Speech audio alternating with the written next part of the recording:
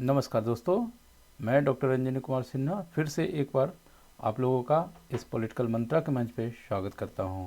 और अभी जो मैं वीडियो एक दो दिनों से मैं जो बना रहा हूं वह political science UGC net exam के लिए जो बुक्स आते हैं उसी को ध्यान में रख करके मैं ये वीडियो बना रहा हूं। और यह रिवीजन पर्पस से बनाया जा रहा है। इस वीडियो को जितनी बार आप सुनेंगे, जितना अधिकतम बार आप ज़्यादा सुनेंगे, उससे उतना ही आपको लाभ परीक्षा में मिलने वाला है ना। तो यह इन चीज़ों की चर्चा हम पहले भी कर चुके हैं कि आपको कैसे सुनना है। जब कभी भी आपको खाली समय मिले आप बजा करके इसको थोड़ा सुन लें, आपको रिवीजन हो जाएगा बहुत जल्दी में। ठीक है, तो चलिए, अभी तक इसके पहले जो है हम लोग वीडियो देख सके हैं। WPT से संबंधित वीडियो बन चुके हैं, IPT से संबंधित वीडियो बन चुके हैं, उसके बाद CP और IR के भी वीडियो बन चुके हैं। ठीक है, तो 4 ऐसे जो यूनिट हैं वहाँ से वीडियो बन चुके हैं बुक्स के रिगार्डिंग। अभी जो उसके बाद इम्पॉर्टेंट मुझे जो लग रहा है वो पब्लिक एडमिनिस्ट्रेशन की बुक्स भी जो है आते हैं, और वहाँ भी बहुत सारे थिंकर्स हैं जिनके इम्पॉर्टेंट पुस्तकें हैं। तो अभी मैं आज की वीडियो शुरुआत करता हूँ। उससे पहले मैं चाहूँगा कि आप लोग वीडियो को लाइक शेयर सब्सक्राइब जरूर कर दिया करें। ठीक है, चलिए स्टार्ट करते हैं। पहले जो थिंकर हैं वह पीटर ड्रकर से मैं स्टार्ट करता हूँ। पीटर ड्रकर 1939 में लिखते हैं the end of economic man. ठीक है, 1942 में the future of industrial man, 1954 में प्रैक्टिस ऑफ मैनेजमेंट, 1946 में एक और पुस्तक लिखते हैं the concept of the corporation, 1964 में मैनेजिंग बाय रिजल्ट, 1967 में द इफेक्टिव एग्जीक्यूटिव, 1969 में द एज ऑफ डिसकंटिन्यूटी, 1974 में management task responsibilities and practices, 1999 में management challenges for second century. ठीक है, ये कुछ पीटर ड्रकर के इम्पॉर्टेंट बुक्स थे। अब जो है हम लोग एल्टन मेयो, इनका भी बहुत से प्रश्न आता है परीक्षा में, उनकी कुछ पुस्तकों की चर्चा हम लोग करते हैं। 1933 में यह लिखते हैं human problem of an individual civilization, 1945 और 1947 में भी यह आता है the social problems of an industrial civilization, 1947 में ही एक पुस्तक आती है इनकी the political problems of an industrial civilization, 1949 में लिखते हैं ट्रेनिंग फॉर ह्यूमन रिलेशन। ठीक है, ये किनकी पुस्तकें थी? तो ये एल्टन मेयो की पुस्तकें थी। ठीक है, अब जो है हम लोग बात करते हैं आंड्रे गुंडर फ्रैंक की। आंड्रे गुंडर फ्रैंक 1967 में लिखते हैं under development in Latin America, historical studies of Chile and Brazil. हालांकि यह पब्लिक एडमिनिस्ट्रेशन से संबंधित नहीं है, मैं यहाँ पर जो है पढ़ दिया हूँ, फिर भी आप ध्यान रखेंगे, इसकी चर्चा मैं पहले भी कर चुका हूँ। ठीक है, अगला जो है ड्वाइट वाल्डो है। 1948 में वह बुक लिखते हैं द एडमिनिस्ट्रेटिव स्टेट। और यहाँ पर मैं यह पहले भी बताया हूँ कि मैं सिर्फ इम्पॉर्टेंट जो मुझे लगा है उसी का संग्रह मैं कर करके अपने नोट्स में शामिल किया था, और उन्हीं को आपको अभी बता करके एक वीडियो के माध्यम से आपको ज़्यादा से ज़्यादा लाभ पहुँचाने का प्रयास कर रहा हूँ।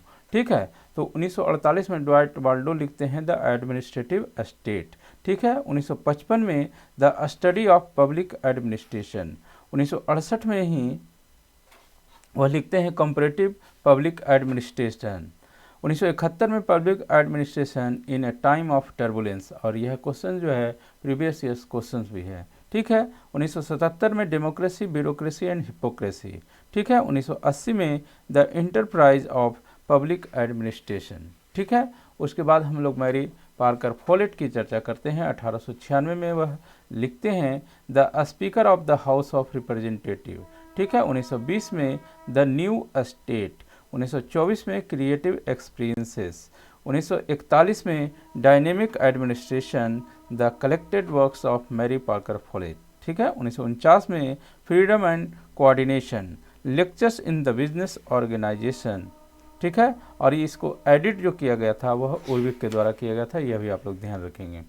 ठीक है, उसके बाद हर्बर्ट साइमन की चर्चा करते हैं। 1946 में मोस्ट इम्पॉर्टेंट बुक, कई बार परीक्षा में पूछा गया है, प्रोवर्ब्स ऑफ एडमिनिस्ट्रेशन। 1947, 45 और 50 में भी 3 ईयर में देखा गया है एडमिनिस्ट्रेटिव बिहेवियर, ठीक है। और 1950 में ही पब्लिक एडमिनिस्ट्रेशन वह लिखते हैं, ठीक है। 1953 में फंडामेंटल रिसर्च इन एडमिनिस्ट्रेशन। 1957 में मॉडल ऑफ मैन। 1958 ऑर्गेनाइजेशन, यह भी प्रश्न परीक्षा में कई बार पूछा गया है। 1960 the new science of management decision, ठीक है। 1960 shape of automation. 1969 the science of artificial. 1972 human problem solving. Herbert Simon एक बहुत इंपॉर्टेंट थिंकर हैं परीक्षा पॉइंट से, इसको जरूर आप लोग याद कर लीजिएगा। चेस्टर बर्नार्ड की पुस्तक आती है 1938 में, द फंक्शन ऑफ एग्जीक्यूटिव, और फिर से एक बार जो है यह PYQ है। 1939 में dilemma of leadership in the democratic process. 1946 में a report on the international control of atomic energy, ठीक है। 1948 में ऑर्गेनाइजेशन एंड मैनेजमेंट। 1956 में organisation and management selected papers. 1958 में elementary conditions of business models. 1973 में conversation with Chester I Barnard, ये book जो है चेस्टर आई बर्नार्ड पर विलियम B. वोल्फ के द्वारा लिखी गई है, ठीक है। Conversations with Chester I Bernard, ठीक है। उसके बाद एक पुस्तक इनकी और आती है 1986 में, philosophy of managers selected papers of Chester I Barnard, William B. Wolf, ठीक है। ये इन्हीं की पुस्तक है। फ्रैंक गुडनॉ की एक पुस्तक आती है जो 1900 ईस्वी में लिखते हैं, पॉलिटिक्स एंड एडमिनिस्ट्रेशन, और यह भी प्रीवियस ईयर्स क्वेश्चन में आपको मिल जाएगा, ठीक है। W. बिलोबी लिखते हैं 1891 में, government and administration of the United States. 1918 में the movement for budgetary reform in states. 1927 में प्रिंसिपल ऑफ पब्लिक एडमिनिस्ट्रेशन। 1919 में an introduction to the study of the government of modern states. 1929 में principle of judicial administration. Abraham Maslow जो है वह लिखते हैं 1943 में नीड हायरार्की। क्या लिखते हैं? नीड हायरार्की, ठीक है। उसी प्रकार 1943 में लिखते हैं the theory of human motivation. 1954 में मोटिवेशन एंड पर्सनालिटी, बहुत इंपॉर्टेंट बुक है, यह परीक्षा में पूछा गया है। 1959 में the new knowledge in human values. 1964 religion value and peak experience. 1968 towards a psychology of being. 1971 the faster reaches of human nature, ठीक है। उसके बाद रेंसिस लिकट की बात करते हैं। रेंसिस लिकट जो है 1932 में लिखते हैं a technique for the measurement of attitudes. 1961 में न्यू पैटर्न्स ऑफ मैनेजमेंट, ठीक है। 1967 में the human organization, its management and values, ठीक है। 1976 में new ways of meaning conflicts, ठीक है। उसके बाद जो है हम लोग बात करते हैं लूथर गुलिक की। 1907 में लिखते हैं द इफिशिएंट लाइफ। 1908 में मेडिकल इंस्पेक्शन ऑफ स्कूल्स। 1908 में ही माइंड एंड वर्क। 1910 में the healthful art of dancing, ठीक है। 1912 में कैंप फायर गर्ल्स, ठीक है। 1937 में the papers on science of administration, और यह उर्विक के साथ में लिखी गई पुस्तक है, गुलिक की, यानी गुलिक और उर्विक दोनों साथ में लिखे हैं। 2015 में लिखते हैं ये फिलॉसफी ऑफ प्ले, ठीक है। उसके बाद हम लोग चलते हैं लिंडर उर्विक की बातें करते हैं। लिंडर उर्विक जो है 1933 में लिखते हैं मैनेजमेंट ऑफ टुमारो। क्या लिखते हैं? Management of tomorrow. 1943 और 1944 दोनों ईयर आता है द एलिमेंट ऑफ एडमिनिस्ट्रेशन, जिसमें 29 प्रिंसिपल्स की चर्चा की गई है, ठीक है। उसके बाद 1956 में पैटर्न ऑफ मैनेजमेंट। 1979 में the golden book of management. 1940 में the making of scientific management. 1941 में डायनेमिक एडमिनिस्ट्रेशन, ठीक है। FW टेलर की बात करते हैं 1895 में ए पीस रेट सिस्टम, ठीक है। 1903 में सॉफ्ट मैनेजमेंट। 1906 में on the art of cutting metals. 1911 में the principles of scientific management, 1912 में कॉन्क्रीट कॉस्ट्स, ठीक है। जी ए ग्लैडन की बात करते हैं, 1977 में public administration and public affairs नामक बुक वह लिखते हैं, ठीक है। उसके बाद हम लोग फ्रैंक मेरिनी की चर्चा करते हैं, 1971 में टुवार्ड्स NPA मिन्नो बुक पर्सपेक्टिव, ठीक है। उसके बाद हम लोग चर्चा करते हैं वुड्रो विल्सन, जो फादर भी कहे जाते हैं पब्लिक एडमिनिस्ट्रेशन के। वो 1885 में लिखते हैं कांग्रेशनल गवर्नमेंट, ठीक है। फिर 1887 में नोट्स ऑफ एडमिनिस्ट्रेशन, फिर से 1887 में न्यू आर्ट ऑफ गवर्नमेंट, फिर से 1887 में the study of public administration. याद रखिएगा 3 बुक जो है 1887 में यह लिखते हैं, notes of administration, new art of government और the study of public administration, ठीक है। 1894 में फिर से एक बुक लिखते हैं डिवीजन एंड रीयूनियन, 1829 से 1889, ठीक है। 1896 में फिर एक बुक लिखते हैं जॉर्ज वाशिंगटन, 1908 में the constitutional government in the US, 1901 में the history of American people, ठीक है। 1915 में when a man comes to himself, 1918 में द 14 पॉइंट स्पीच, ये पुस्तक बहुत इंपॉर्टेंट है, इसको ध्यान रखिएगा। 1923 में the road away from revolution, 2004 on being human, 2007 why we are at war, ठीक है। ये कुछ पुस्तकें थी आपके father of public administration Woodrow Wilson के।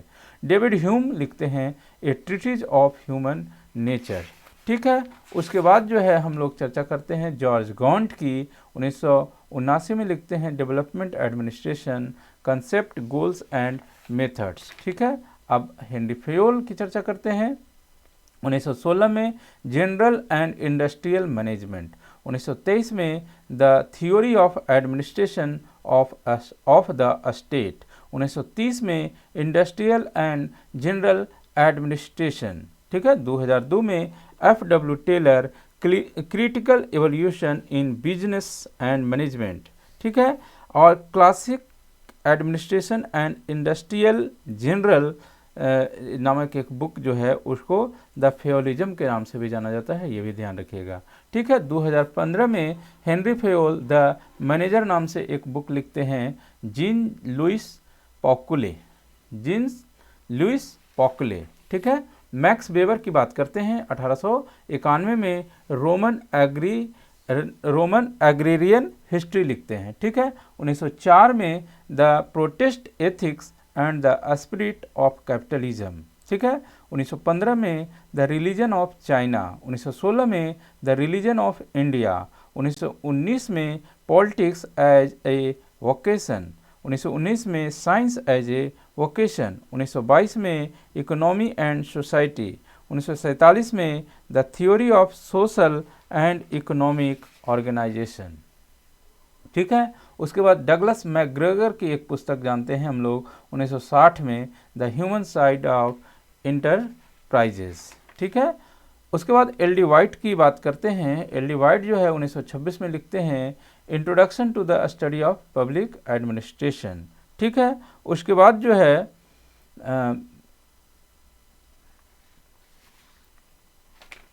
जो है हम लोग चर्चा करते हैं FW रिक्स की। FW रिक्स जो है वह लिखते हैं the ecology of public administration, 1964 में फिर वह बुक लिखते हैं administration in developing countries the theory of prismatic society, 1970 में फ्रंटियर ऑफ डेवलपमेंट एडमिनिस्ट्रेशन। उसके बाद एक बुक और है जिसका ईयर नहीं है, trends in comparative study of public administration. तो ये कुछ बुक्स थे पब्लिक एडमिनिस्ट्रेशन के। मैं उम्मीद करता हूँ कि ये आपके एग्जामिनेशन के लिए बहुत बहुत बहुत सहायक होंगे और इससे आप अधिक से अधिक लाभ उठा पाएंगे।